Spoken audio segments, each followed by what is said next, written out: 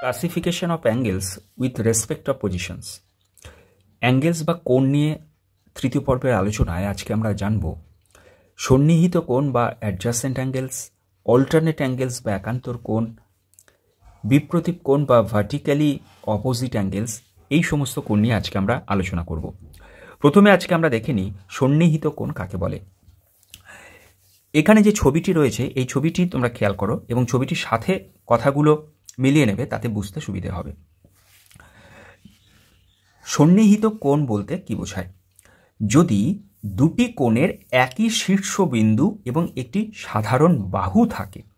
দুটি কোণ, দেখো এটা হলো একটি কোণ এবং এটি একটি কোণ, তাহলে দুটি কোণ, এই দুটি কোণের একই শীর্ষবিন্দু হচ্ছে এটি বি এবং একটি সাধারণ বাহু, এই বিডি হচ্ছে এই দুটি কোণেরই একটি সাধারণ বাহু।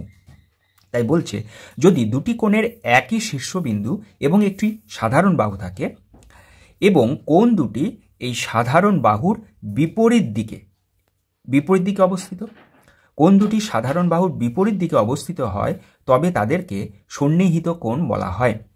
আমাদের এই ছবিতে দেখো কোণ এ বি ডি অর্থাৎ এ বি ডি এই কোণটি এবং কোণ সিবিডি এই কোণ দুটি হচ্ছে সন্নিহিত কোণ। আর এদের একটি শীর্ষবিন্দু বা একই শীর্ষবিন্দু হচ্ছে বি এবং সাধারণ বাহু হচ্ছে বিডি। আরেকবার বলছি তাহলে, যদি দুটি কোণের একই শীর্ষবিন্দু ও একটি সাধারণ বাহু থাকে এবং কোণ দুটি এই সাধারণ বাহুর বিপরীত দিকে অবস্থিত হয়, তবে তাদেরকে সন্নিহিত কোণ বলা হয়। এরপর আমরা জানব একান্তর কোণ বা অল্টারনেট অ্যাঙ্গেলস। এই ছবিটি খেয়াল করো, আমরা এই ছবিটি থেকে জেনে নেব একান্তর কোণ বা অল্টারনেট অ্যাঙ্গেলস বলতে কি বোঝায়। মনে রাখবে, যদি দুটি কোণের পৃথক শীর্ষবিন্দু অর্থাৎ শীর্ষবিন্দুগুলো আলাদা হবে এবং একটি সাধারণ বাহু থাকে, দেখো এখানে একটি কোণ তৈরি হয়েছে এবং এখানেও একটি কোণ তৈরি হয়েছে, এই কোণ দুটির শীর্ষবিন্দু আলাদা, এই কোণের শীর্ষবিন্দু এটি, এই কোণের এটি, কিন্তু একটি সাধারণ বাহু আছে সিবি বা বিসি। তাই বলছে যদি দুটি কোণের পৃথক শীর্ষবিন্দু এবং একটি সাধারণ বাহু থাকে ও কোণ দুটি ওই সাধারণ বাহুর উভয় দিকে অবস্থিত হয়, তবে সেই কোণ দুটিকে একান্তর কোণ বলে। এখানে আমাদের ছবিতে দেখো কোণ এ বিসি, কোণ এ বিসি এবং কোণ ডিসিবি এবং কোণ ডিসিবি, এই দুটি কোণ পরস্পর একান্তর কোণ। এদের শীর্ষবিন্দু দুটি হলো যথাক্রমে বি এবং সি, আর এদের সাধারণ বাহু কোনটি? সাধারণ বাহু হচ্ছে বিসি বা সিবি। তাহলে বোঝা গেল, যদি দুটি কোণের পৃথক শীর্ষবিন্দু অর্থাৎ শীর্ষবিন্দু আলাদা কিন্তু একটি সাধারণ বাহু থাকবে, অর্থাৎ সন্নিহিত কোণের মতোই এর একটি সাধারণ বাহু থাকছে কিন্তু শীর্ষবিন্দু দুটি আলাদা। সন্নিহিত কোণের শীর্ষবিন্দুটাও একই শীর্ষবিন্দু থাকছিল, কিন্তু একান্তর কোণের ক্ষেত্রে সাধারণ বাহু থাকবে অথচ শীর্ষবিন্দু দুটি আলাদা হবে।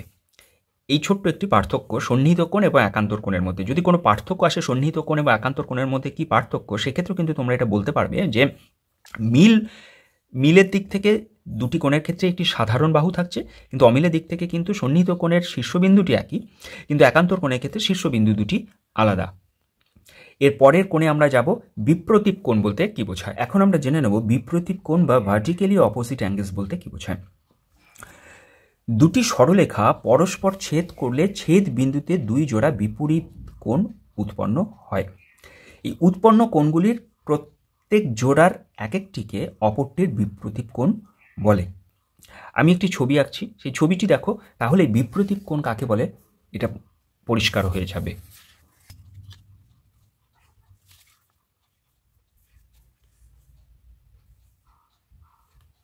এখানে এই ছবিটিকে খেয়াল করো, এখানে দুটি সরলরেখা পরস্পরকে ছেদ করেছে এবং এই ছবিতে এ বি অর্থাৎ এ বি এবং সিডি এই দুটি সরলরেখা পরস্পরকে ও বিন্দুতে ছেদ করেছে। অর্থাৎ এখানে কোণ এ ও সি অর্থাৎ কোণ এ ও সি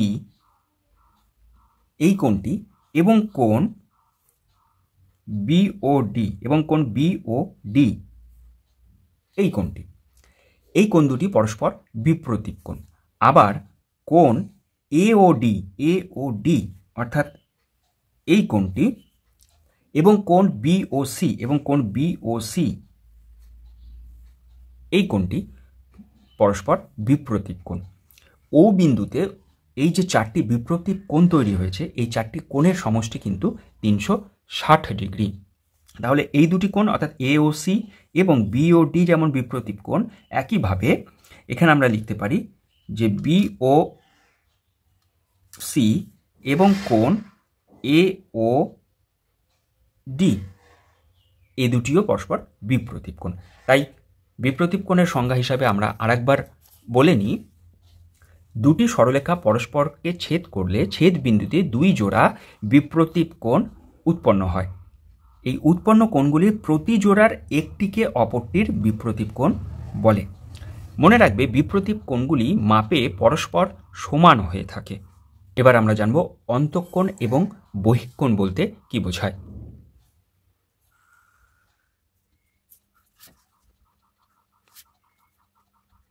অন্তঃকোণ এবং বহিঃকোণ কাকে বলে?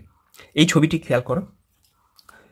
বলা হয় যদি দুটি সরলরেখা একটি বিন্দুতে পরস্পরকে ছেদ করে, এই দুটি সরলরেখা এবি এবং বিসি বা সিবি পরস্পরকে একটি বিন্দুতে ছেদ করেছে এবং ছেদ বিন্দুতে উৎপন্ন সরলরেখা দুটির মধ্যবর্তী কোণকে বলা হয় অন্তঃকোণ, এবং এই ছেদ বিন্দুতে যে কোণটি উৎপন্ন হয়েছে সরলরেখা দুটির মধ্যে, এই কোণটিকে বলা হয় অন্তঃকোণ।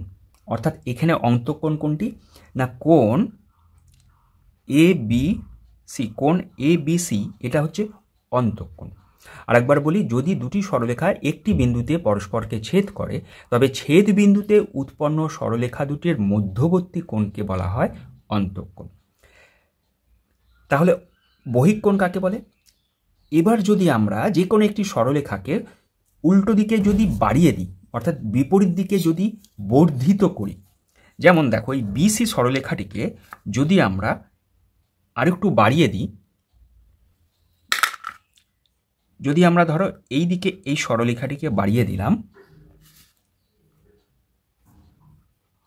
এখানে ডি নাম দিলাম আমি, তাহলে এই বর্ধিত অংশ এবং অপর সরলরেখা, তাহলে এই বর্ধিত অংশ এবং এই যে আরেকটি অপর সরলরেখা মানে এই সরলরেখাটি, এই সরলরেখার ভেতর বা মধ্যবর্তী যে কোণ, সেই কোণটিকে বলা হয় বহিঃকোণ।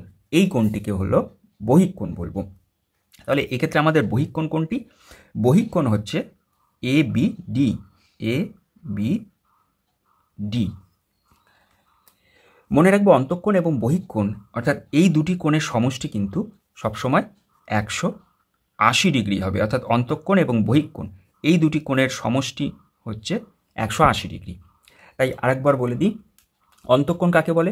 যদি দুটি সরলরেখা একটি বিন্দুতে পরস্পরকে ছেদ করে তবে ছেদ বিন্দুতে উৎপন্ন সরলরেখা দুটির মধ্যবর্তী কোণকে বলা হয় অন্তঃকোণ, এবং যে কোনো একটি সরলরেখা, এখানে আমরা বি এবং সিকে বিপরীত দিকে বর্ধিত করলে বর্ধিত অংশ এবং অপর সরলরেখার ভেতর বা মধ্যবর্তী কোণকে বলা হয় বহিঃকোণ। এই অন্তঃকোণ এবং বহিঃকোণের মোট সমষ্টি 180 ডিগ্রি।